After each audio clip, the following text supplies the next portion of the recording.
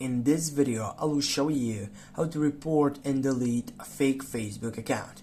Firstly, what is the most important thing when you open up your Facebook selection and when you take over that site, which is so important to know it because for example this profile, it is a fake selection, and if you know that for sure, what you can do, simply you can tap on the three dots right here.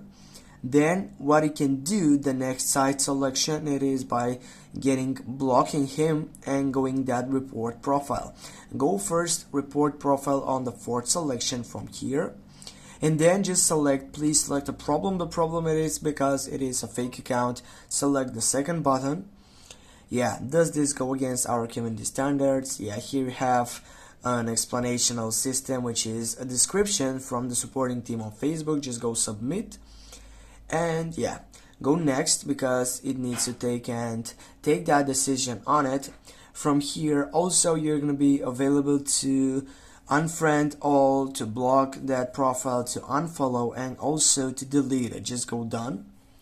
And from now on, if you get back and take that refresh on, you have reported and deleted that fake Facebook account.